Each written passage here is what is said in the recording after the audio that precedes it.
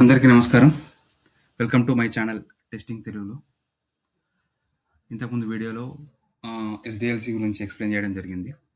ఎస్‌డిఎల్‌సిలో ఉండే faces, 6 faces, 6 faces ఏవేవి ఉంటాయంటే requirement face, analysis face, design face and coding, testing, delivery and maintenance faces గురించి explain చేయడం జరిగింది.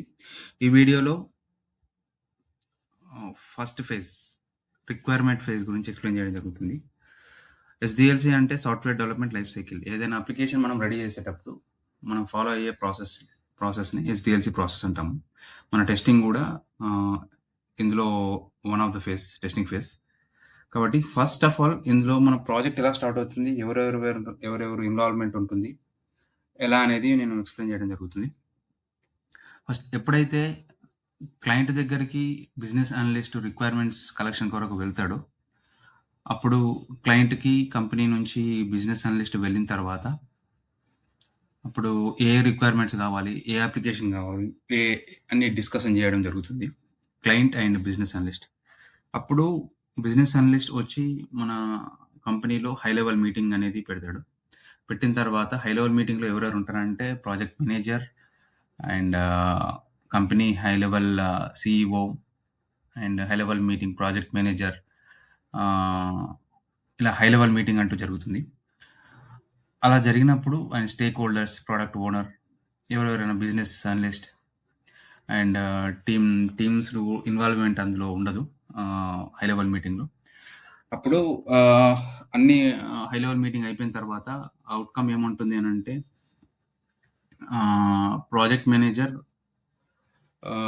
మేనేజర్‌కు ఎవరు మన హై లెవెల్ మీటింగ్ జరిగిన తర్వాత బిజినెస్ అనలిస్ట్ ప్లస్ మన మేనేజ్మెంట్ వాళ్ళు ఏం చెప్తారంటే, you can send a email to our client.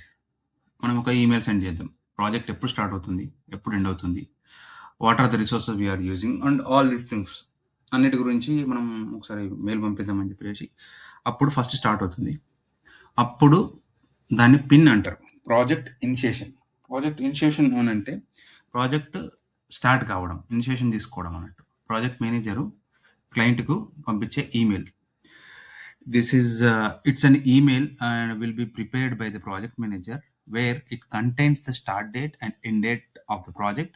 The mail will be sent to the client and the high level management.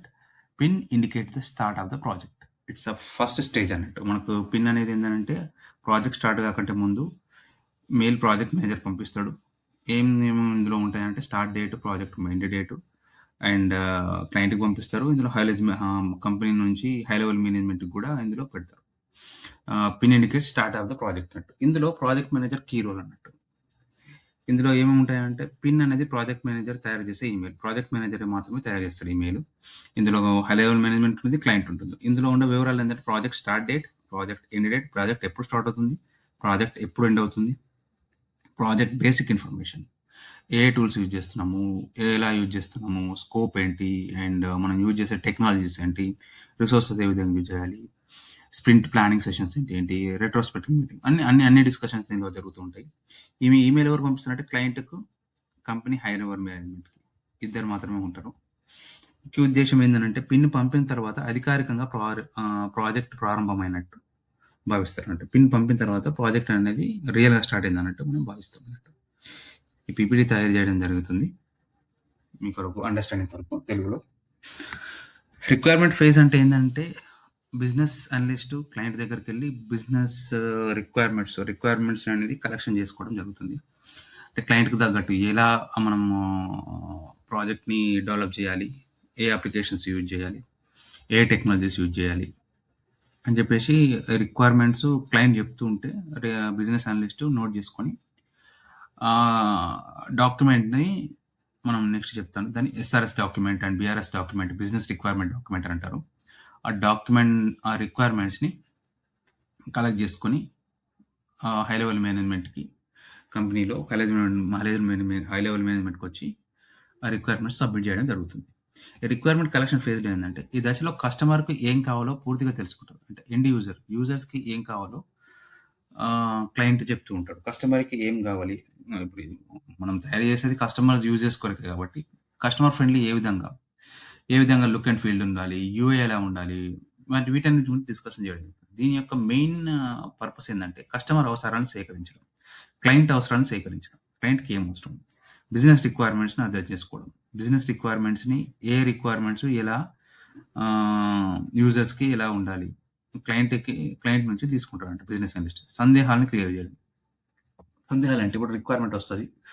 ఆ బిజినెస్ అనలిస్టే అన్నట్టు దీనికి మెయిన్ పాయింట్ ఆఫ్ ఆహ్, మనం రీచ్ అయ్యేది మన బిజినెస్ అనలిస్ట్‌కి. ఏమన్నా అన్‌క్లియర్ రిక్వైర్మెంట్స్ ఉంటే గూడా బిజినెస్ అనలిస్టే మనకు క్లియర్ చేస్తూ ఉంటాడు. ప్రాజెక్ట్ స్కోప్‌ని నిర్ణయించడం.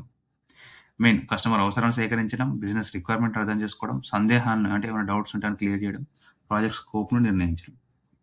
ఆ తర్వాత రిక్వైర్మెంట్ ఫేజ్‌లో ఎవరెవరు పనిచేస్తారు? ఇందులో పనిచేసే వాళ్ళెవరంటే ఏ రోల్స్ ఇందులో ఇన్వాల్వ్ అయి ఉంటాయంటే బిజినెస్ అనలిస్ట్. కంపెనీ తరపున బిజినెస్ అనలిస్ట్ పోతాడు. రిక్వైర్మెంట్ కలెక్ట్ చేసుకుంటాడు. ఎంగేజ్‌మెంట్ మేనేజర్ అంటే engagement manager is act as a bridge between company and client. క్లయింట్‌కు, కంపెనీకి మధ్యలో బ్రిడ్జ్ లాగా వ్యవహరిస్తాడు ఎంగేజ్‌మెంట్ మేనేజర్. ప్రాజెక్ట్ మేనేజర్ అంటే టోటల్ మానిటరింగ్ చేసేది ప్రాజెక్ట్ మేనేజర్. కాబట్టి ఇందులో business analyst, engagement manager, project manager ప్రత్యేకమైనటు ఎవరెవరికి స్పెషల్ బాధ్యతలుంటాయి. రోల్స్. ఇందులో బిజినెస్ అనలిస్ట్ బాధ్యతలు ఏందనంటే, బిజినెస్ అనలిస్ట్ రెస్పాన్సిబిలిటీస్ ఏంటిదంటే, క్లయింట్ నుంచి అన్ని రిక్వైర్మెంట్స్ కలెక్ట్ చేస్తాడు. రిక్వైర్మెంట్ టెంప్లేట్ డాక్యుమెంట్ తయారు చేస్తాడు. జస్ట్ లైక్ దాన్ని మనం ఎస్ఆర్ఎస్ డాక్యుమెంట్, బీఆర్ఎస్ డాక్యుమెంట్ అంటాము. కొన్ని కంపెనీస్‌లో బిజినెస్ డాక్యుమెంట్ అంటారు. కొన్ని కంపెనీస్‌లో బిజినెస్ రిక్వైర్మెంట్ డాక్యుమెంట్ అంటారు. కంపెనీస్‌లో ఫంక్షనల్ రిక్వైర్మెంట్ డాక్యుమెంట్ అంటారు. అలా. అప్రూవల్ వచ్చిన తర్వాత ఆర్‌డీఎక్స్‌ను హ్మ్. హ్మ్. ఆర్‌టీడీని అప్రూవల్ వచ్చిన తర్వాత ఆర్‌టీడీని SRS system requirement, business requirement document, FRS document ఫైనల్‌గా చేస్తారన్నట్టు. ఆ తర్వాత పీఓసీని తయారు చేస్తారు. Proof of contact. ప్రోటోకాల్ తయారు చేసిన తర్వాత క్లయింట్‌కు చూపిస్తారన్నట్టు.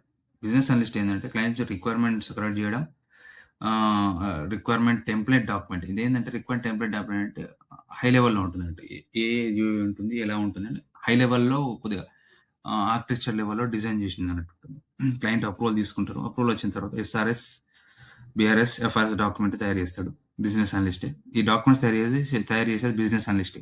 ఎందుకంటే ఇది అర్థమయ్యే విధంగా హై లెవెల్‌లో మనకు అర్థం కాదు కాబట్టి SRS document, BRS document, FRS document తయారు చేసి మనకు proof of contact business analyst అన్నట్టు. ఏదైనా గాని మనకేదైనా డౌట్ వచ్చినా గూడా, అన్‌క్లియర్ డౌట్స్ ఉన్నా గూడా మనం ఏందంటే మనం ప్రో పాయింట్ ఆఫ్ కాంటాక్ట్ మన బిజినెస్ అనలిస్ట్‌కి అడగాలి మనం. ప్రోటోకాల్‌ని తయారు చేసి క్లయింట్‌కి చూపిస్తాడు. ఇదేందనంటే హ్మ్. మనకు ఇక్కడ ఈ డాక్యుమెంట్‌లో మన టెస్టింగ్ టీమ్‌కి, డెవలప్‌మెంట్ టీమ్‌కి పంపిస్తారు త్రూ ఈమెయిల్ గాని. పంపించిన తర్వాత టెస్టింగ్ టీమ్ మన మన మన మన ఇక్కడ రిక్వైర్మెంట్ కలెక్షన్ వచ్చిన తర్వాత రిక్వైర్మెంట్ అనాలిసిస్ చేస్తాం. అనాలిసిస్ చేసిన తర్వాత మనకేదైనా అర్థం కాని డౌట్స్ ఏమైనా ఉంటే దాటిని కన్సాలిడేట్ రివ్యూ రిపోర్ట్ అని రెడీ చేసి మన టీమ్‌లో ఉన్న అందరికి ఎవరికైతే అది అర్థం కాకపోతే మన టీమ్ లీడ్ అందరిని కలెక్ట్ చేసి కన్సాలిడేట్ రివ్యూ రిపోర్ట్ అంటే అందరి డౌట్స్‌ని కన్సాలిడేట్ చేసి రివ్యూ రిపోర్ట్ లాగా మన బిజినెస్ అనలిస్ట్‌కి పంపిస్తాడు. ప్రూఫ్ ఆఫ్ కాంటాక్ట్ అంటే అది.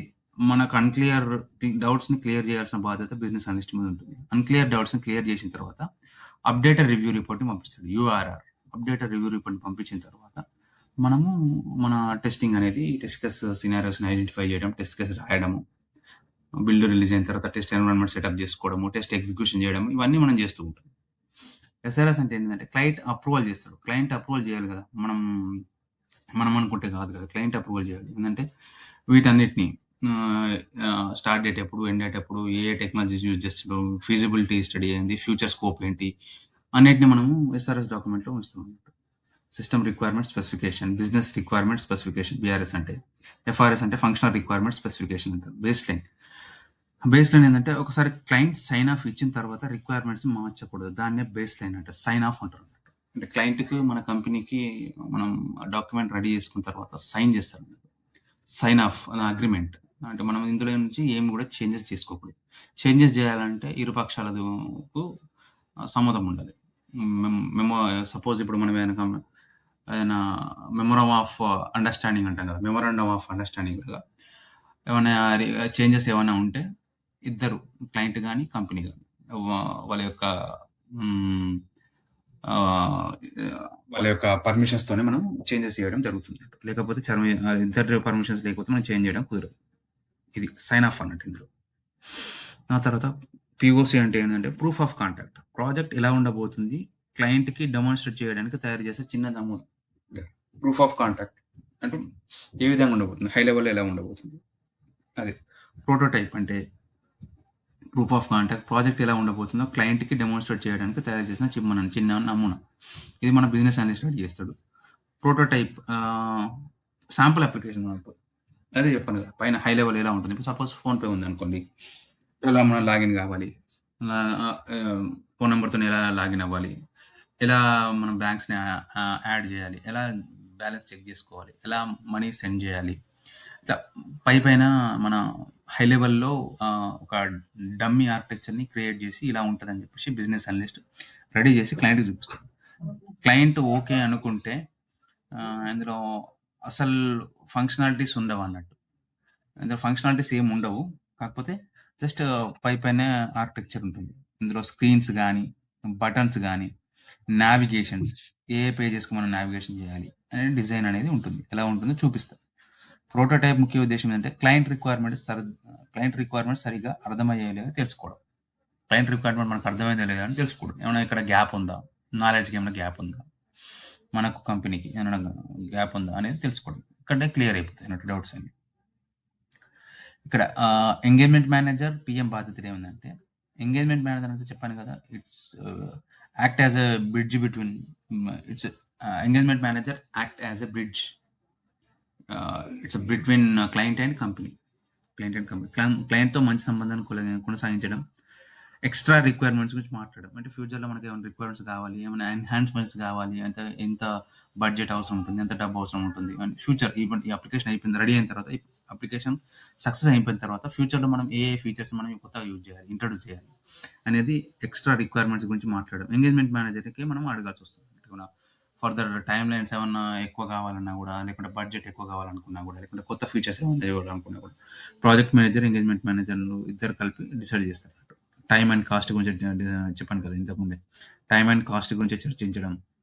ప్రాజెక్ట్ మేనేజర్ మొత్తం ప్రాజెక్ట్‌ని మానిటర్ చేస్తాడన్నట్టు. అంటే ఎలా జరుగుతుంది? అంటే స్ప్రింట్స్ ఏ విధంగా రన్ అవుతున్నాయి? ఎంతవరకు జరుగుతున్నాయని మానిటరింగ్ చేస్తాడు. బిజినెస్ అనలిస్ట్ అండ్ ఎంగేజ్‌మెంట్ పనులను కోఆర్డినేట్ చేయడం. బిజినెస్ అనలిస్ట్ అండ్ ఎంగేజ్‌మెంట్ మేనేజర్‌ని కోఆర్డినేట్ చేయడం. బిజినెస్ అనలిస్ట్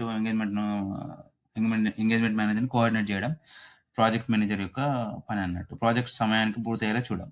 టైమ్ లైన్‌లో పూర్తయ్యేలాగా చూడడం ప్రాజెక్ట్ మేనేజర్ యొక్క రెస్పాన్సిబిలిటీ. రిక్వైర్మెంట్ ఫేజ్‌లో చివరగా వచ్చే అవుట్‌పుట్స్ ఏమొస్తాయంటే రిక్వైర్మెంట్ ఫేజ్ డెలివరబుల్స్ అంటారన్నట్టు. డెలివరబుల్స్ అంటే అప్రూవ్డ్ ఎస్ఆర్ఎస్ డాక్యుమెంట్. అదే మన బిజినెస్ రిక్వైర్మెంట్ డాక్యుమెంట్ గాని, ఎస్ఆర్ఎస్ డాక్యుమెంట్ గాని, ఒక డాక్యుమెంట్ అనేది అప్రూవ్డ్ అయినటువంటి బోత్ సైడ్స్ సైన్ ఆఫ్ చేసిన డాక్యుమెంట్ బయటకొస్తది. అప్రూవ్డ్ ప్రోటోటైప్ ఎవరు ప్రోటోకాల్ ఎవరు చేయాలి? ఏ వర్క్ ఎవరు చేయాలి? క్లయింట్ రిక్వైర్మెంట్స్ పూర్తిగా క్లియర్ అయిన తర్వాతనే ప్రాజెక్ట్ అనేది ముందుకెళ్తుంది. ఓకే. ప్రాజెక్ట్ డెవలప్‌మెంట్ ప్రారంభించడానికి రెడీ అవుతుంది. అంతే కదా! మనము ఇరు పక్షాలు పర్ఫెక్ట్‌గా రిక్వైర్మెంట్స్ అండర్‌స్టాండింగ్ అయిన తర్వాతనే కదా మనం స్టార్ట్ చేస్తాం. ముఖ్యమైన ఇంటర్వ్యూ క్వెషన్స్ ఏ విధంగా అడుగుతారంటే requirement phase outcome. What is the requirement phase outcome నుంచి ఏమొస్తదో ఔట్‌కమ్ డెలివరబుల్స్ ఏందంటే SRS document and prototype. Business analyst యొక్క బాధ్యతలు ఏంటంటే requirement collection of requirements and requirement traceability document తయారు చేయడం. SRS document SRS document business document కానీ and SRS document తయారు చేయడం. పాయింట్ ఆఫ్ కాంటాక్ట్ తయారు చేయడం. ప్రోటోటైప్‌ని తయారు చేయడం. ఇది బిజినెస్ అనలిస్ట్ యొక్క రోల్.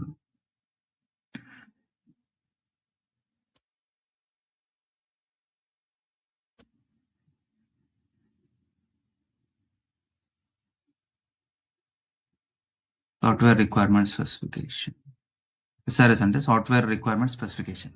యాహ్! I forgot. అర్థమైందా? అందరికీ ధన్యవాదాలు. నన్ను ఎంకరేజ్ చేస్తున్నందుకు. ఈ వీడియో మీకు నచ్చినట్టయితే లైక్ చేయండి, షేర్ చేయండి.